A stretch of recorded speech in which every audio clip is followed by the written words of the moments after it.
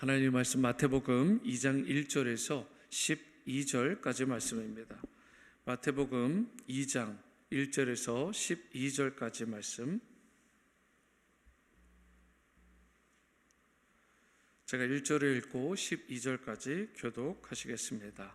헤롯 왕 때에 예수께서 유대 베들레헴에서 나심에 동방으로부터 박사들이 예루살렘에 이르러 말하되 유대인의 왕으로 나시니가 어디 계시냐? 우리가 동방에서 그의 별을 보고 그에게 경배하러 왔노라 하니 헤롯 왕과 온 예루살렘이 듣고 소동한지라. 왕이 모든 대제사장과 백성의 서기관들을 모아 그리스도가 어디서 나겠느냐 물으니 이르되 유대 베들레헴이오니 이는 선지자로 이렇게 기록된 바 또 유대 땅 베들레헴아 너는 유대 고을 중에서 가장 작지 아니하도다. 내게서 한 다스리는 자가 나와서 내 백성 이스라엘의 목자가 되리라 하였음이니이다. 이 헤롯이 가만히 박사들을 불러 별이 나타난 때를 자세히 묻고 베들레헴으로 보내며 이르되 가서 아기에 대하여 자세히 알아보고 찾거든 내게 구하여 나도 가서 그에게 경배하게 하라. 박사들이 왕의 말을 듣고 갈새 동방에서 보던 그 별이 문득 앞서 인도하여 가다가 아기 있는 곳 위에 머물러 서 있는지라. 그들이 별을 보고 매우 크게 기뻐하고 기뻐하더라. 집에 들어가 아기와 그의 어머니 마리아가 함께 있는 것을 보고 엎드려 아기께 경배하고 보배압을 열어 황금과 유향과 모략을 예물로 드리니라. 12절입니다. 그들은 꿈에 헤롯에게로 돌아가지 말라 지시하심을 받아 다른 길로 고국에 돌아가니라. 아멘. 먼저 1절과 2절 말씀을 다시 보십니다. 헤롯 왕 때에 예수께서 유대 베들레헴에서 나심에 동방으로부터 박사들이 예루살렘에 이르러 말하되 유대인의 왕으로 나신 이가 어디 계시냐? 우리가 동방에서 그의 별을 보고 그에게 경배하러 왔노라 하니. 구약 성경의 예언대로 예수님께서 유대 베들레헴에서 태어나셨습니다. 이때 동방에 있던 박사들, 이들은 하나님을 이때까지 믿는 자들도 아니고 사실 이들이 성경에 대해서 아주 박식한 자들도 아니었습니다. 그럼에도 불구하고 하나님의 섭리죠. 하나님께서 그들을 지혜를 주시고 또 감동을 시켜 주셔서 별을 보고 유대인의 왕, 곧 메시아가 태어날 것, 이 부분에 대해서 마음속에 소망을 갖고 탄생 장소를 구체적으로 알지 못함에도 불구하고 왕 되신 예수님을 경배하기 위해 예루살렘까지 그들이 먼 길을 오게 됩니다. 경배하다라는 뜻의 헬라어 프로스퀴네오라는 단어는 신에게, 하나님에게 무릎 꿇고 엎드려 예배하다, 이런 뜻이 있습니다. 동방에서 온 박사들은 예수님을 예배하기 위해서 구체적인 목적지도 잘 모르고 어떤 어려움이 닥칠지도 모르는 상태에서 그 모든 위험들을 다 감내해 가면서 별 하나만 보고 길을 떠나 이곳까지 오게 된 것입니다. 예배란 생명을 바쳐 주님을 만나는 자리입니다. 그분을 경배하기 위해 어떠한 희생도 각오하며 주님 앞에 나아가는 것이 예배인 것입니다. 헌신과 희생이 없는 예배는 그런 의미에서 진정한 예배가 될 수 없습니다. 동방 박사들처럼 왕 되신 예수님을 예배하는 축복을 여러분과 제가 누릴 수 있게 되기를 바랍니다. 이처럼 탄생하신 아기 예수님이 크신 왕이심을 알고 이 왕의 탄생을 축하하기 위해서 먼 길까지 찾아왔던 이 동방 박사들, 다시 강조드리지만 이들은 하나님에 대해서 믿음이 있었던 자들도 아니고 성경에 통달한 자들도 아니었음에도 불구하고 이렇게 예수님의 왕되심을 기념하고 그 탄생을 축하하기 위해서 가장 먼저 예수님의 탄생을 알리는 이 역사의 귀한 인물들이 되게 된 것입니다.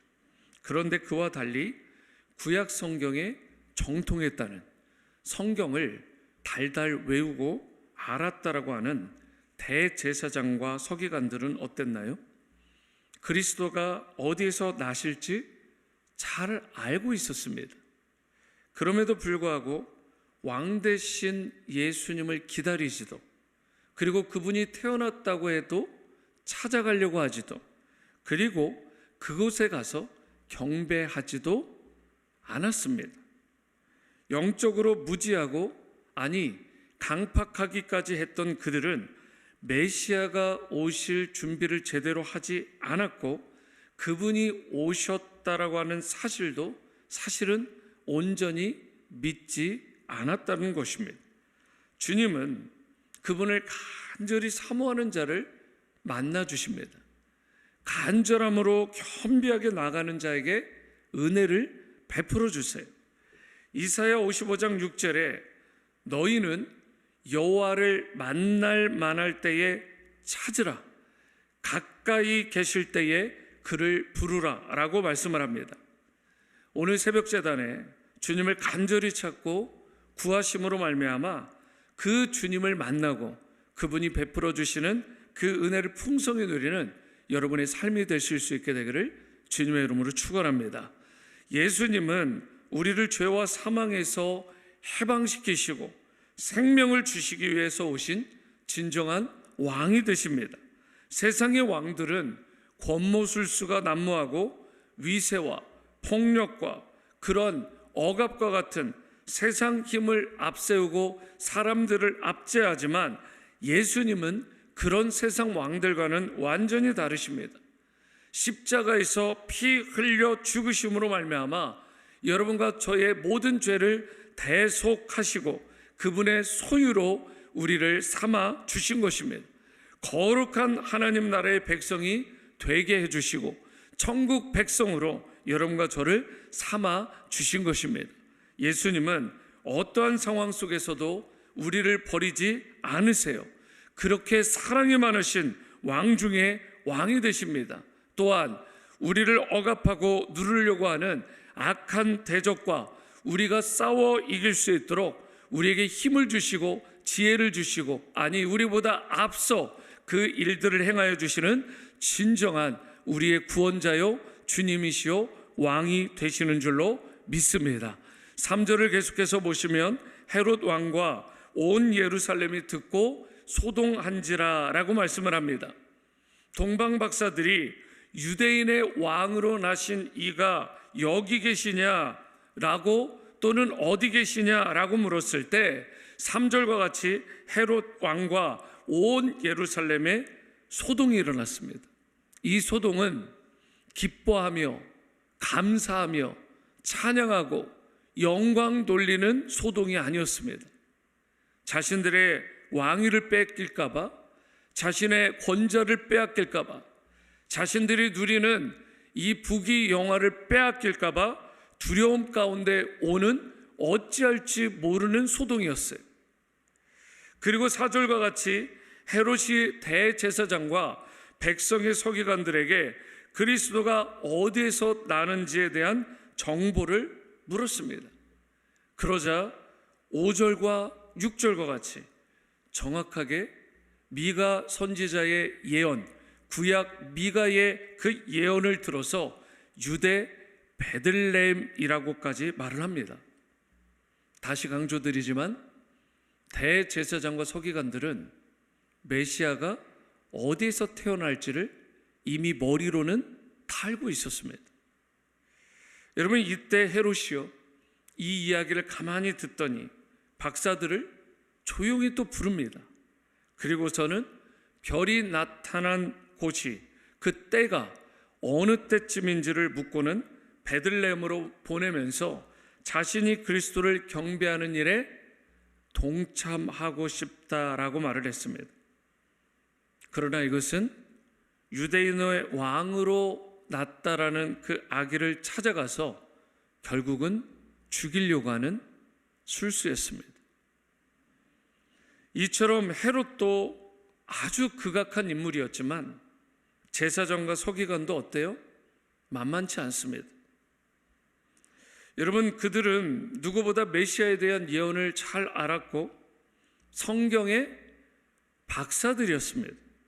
그런데도 그들 중 누구도 진정한 왕이 되시는 메시아의 소식에 귀를 기울이지 않았을 뿐만 아니라 심지어 헤롯의 이 악한 의도를 눈치챘으면서도 갓 태어난 왕 되신 메시아, 그 그리스도를 목숨을 걸고 보호하려고 하지 않았어요. 오히려 메시아가 죽는 일에 앞장서고 동조한 것입니다. 성경을 아는 것은 여러분 중요하죠.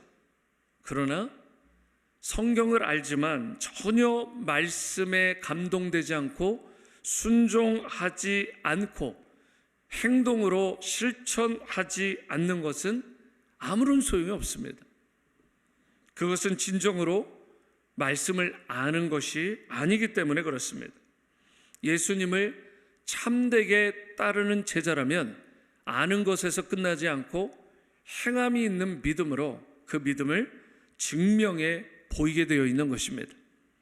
이제 성경을 참된 하나님의 말씀으로 믿고 순종함으로 주님께 온전한 예배를 올려드리는 여러분과 저의 삶이 될 수 있게 되기를 주님의 이름으로 축복합니다. 아기 예수님을 만났을 때 이제 동방 박사들의 모습을 보시기 바랍니다. 10절 말씀입니다. 그들이 별을 보고 매우 크게 기뻐하더라. 헤롯과 대제사장과 서기관들은 어찌할 바를 모르고 소요를 일으키고 있는데, 소동하고 있는데, 이 동방 박사들은 진정으로 기뻐하고 또 크게 기뻐했다라고 말을 해요. 여러분, 동방 박사들이 별을 보고 매우 크게 기뻐했다. 여러분, 이 말은 결국은 이 별이 안내해준 예수님을 보고 매우 기뻐했다라는 의미잖아요. 여러분, 진정한 기쁨은 언제 주어질까요? 예수님을 만날 때 주어지는 것입니다. 예수님을 만나면 근심, 걱정, 염려가 사라지게 되어 있습니다. 대신 기쁨과 평강과 행복감으로 충만하게 되어 있는 거예요. 낙심되었던 심령이 새 힘으로도 회복되게 되고 다시 이전의 열정에도 불이 붙게 되는 것입니다. 예레미야 29장 13절에 너희가 온 마음으로 나를 구하면 나를 찾을 것이다 라고 말씀을 하고 있습니다. 간절히 주님을 사모하는 마음, 그 마음으로 주님을 찾을 때에 주님께서 그러한 자를 반드시 만나주시고 기뻐하신다라고 말씀하시는 것입니다. 11절 말씀도 보십니다. 집에 들어가 아기와 그의 어머니 마리아가 함께 있는 것을 보고 엎드려 아기께 경배하고 보배압을 열어 황금과 유향과 모략을 예물로 드리니라. 여러분, 11절에 가장 마지막에 나와 있는 단어가 보이시나요? 그것은 드리니라 라고 하는 단어입니다. 많은 사람들이 보배압을 열었다, 황금, 유향, 모략 참 귀하다, 여기에는 초점을 맞추는데 가장 마지막 단어예요. 그 예물을 어떻게 해요? 드렸다고요. 이 드린 것이 중요한 것입니다. 여러분, 예배의 본질은 사실 받는 것보다 드리는 것입니다. 기도는 어떨까요? 기도는 응답 받는 것도 중요하지만 하나님의 음성을 먼저 듣고 그리고 그분 앞에 겸비하게 나 자신을 드리는 것이 너무나 중요하잖아요. 여러분, 예배 중에 은혜도 받아야죠. 예배 중에 회복과 치유도 일어납니다. 예배 중에 기도 응답 받을 수 있어요. 그거 필요합니다. 우리는 연약하기 때문에 반드시 받아야죠. 하지만 예배의 본질은요, 받는 게 아니라고요. 예배의 본질은 주님께 드리는 것입니다. 그래서 우리가 예배를 뭐라고 얘기해요? 예배를 본다라고 말하지 않잖아요. 예배를 드린다라고 말을 하는 것입니다. 여러분, 그리고 이처럼 예배를 온전히 드린 성도의 삶은 어떻게 될까요? 이전과는 완전히 다른 삶이 될 수밖에 없어요. 예배 하나를 잘 드리게 되면 하나님께 큰 감동이 되고, 그 예배를 온전히 드린 성도는 BC와 AD가 달라질 수밖에 없다고요. 그래서 마지막으로 12절 말씀을 보시면, 그들은 꿈에 헤롯에게로 돌아가지 말라 지시하심을 받아 다른 길로 고국에 돌아가니라, 이렇게 말씀을 합니다. 이것이 무엇을 의미합니까? 이것은 상징적인 표현이에요. 육체적으로 그들이 다른 길로 갔네 라고 하는 의미가 아닌 것입니다. 동방 박사들이 예수님을 만나기 위해 온 길과 그들이 돌아간 길이 달랐다. 영적인 해석으로 보면, 여러분, 예배를 잘 드린, 하나님께 경배를 잘 드린 성도는 그 삶에 있어서 BC와 AD가 갈라진다고요. 이전과 이후가, 그 삶이 완전히 놀라운 변화와 회복을 경험할 수밖에 없는 것입니다. 오늘 우리가 기도회를 나왔는데, 기도회를 잘 우리가 드렸다, 예배를 주님 앞에 경배를 잘 드렸다라고 하는 증거는 나의 이전과 이후의 모습이 달라야 되는 거예요. 낙심됐던 마음, 좌절됐던 마음, 누구를 증오하고 미워하고 시기하고 질투하는 그런 마음들이 다 내려지고, 오직 하나님만을 경배하고 이웃을 사랑하고, 그리고 하나님께서 나에게 베푸시는 그 은혜로 말미암아 충만함을 얻어서 하나님 나라와 영광을 위하여 귀하게 나의 삶을 쓰임받겠다, 헌신하겠다라고 하는 그 결단이 우리 가운데 놀랍게 펼쳐지는 자리가 예배라는 자리고, 그것이 예배의 성공자의 모습이라는 것입니다. 우리 예수님은요, 황금과 유향과 모략도 받으시지만 여러분과 저의 변화된 삶을 받기를 더욱 기뻐하십니다. 여러분, 불평과 원망이 아니라 감사와 찬미가 넘치는 삶, 비난과 정죄가 아니라 진정한 사랑과 용서와 화해와 하나됨을 이루는 성도의 삶, 그 삶을 우리 주님께서 기뻐하시는 것입니다. 말씀을 맺겠습니다.